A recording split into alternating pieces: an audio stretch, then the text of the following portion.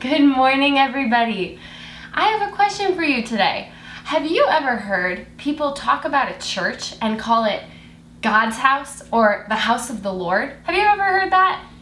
So, for thousands of years, people have been building houses for God. So, in ancient Israel, the Israelites, when they were wandering in the desert, they had something called the tabernacle. And it was like a big tent that was just for God, and they would wander and they would build their tent and they would take it down and then they'd go to the next place. But they always had a house for God wherever they went. And King Solomon, have you heard of him? King Solomon built this magnificent temple in Jerusalem for God.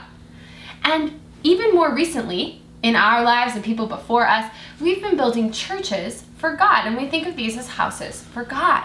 So when we build a church, a lot of the time we add fancy, nice things to make it special for God. So our church has stained glass windows that are just beautiful and colorful, and some churches have steeples, and some churches have magnificent organs, and they make beautiful music, and some churches are simple and they don't have a lot of big fancy things, but they are clean and they are well cared for because it's God's house and we want to care for it.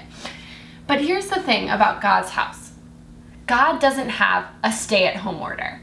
God doesn't have to shelter in place. In fact, there is no house that can hold God in because God is bigger than any house. So to help us think about that, I want to do a little experiment today. Does that sound good? So what we're going to do, and I'm going to tell you, I haven't practiced this experiment ahead of time, so let's see what happens. In this cup here, I have a cup of powder, okay? And we're going to pour the powder. Oh, let me tell you, this vase represents our house for God, okay? And this is kind of a fancy vase. It's got some nice fancy designs on it. And this is our house for God, okay?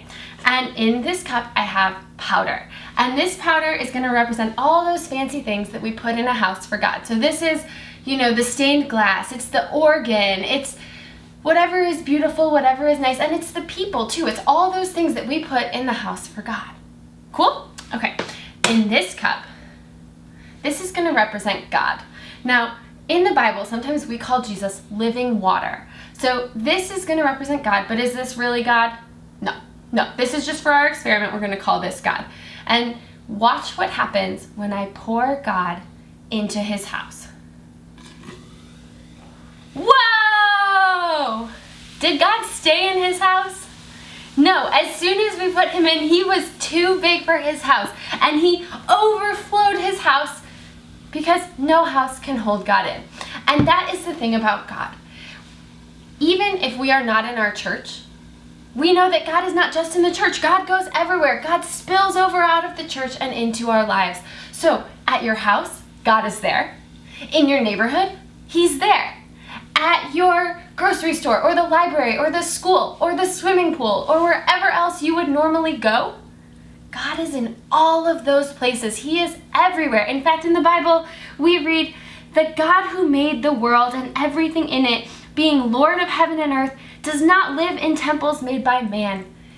He lives everywhere, wherever you are, all the time.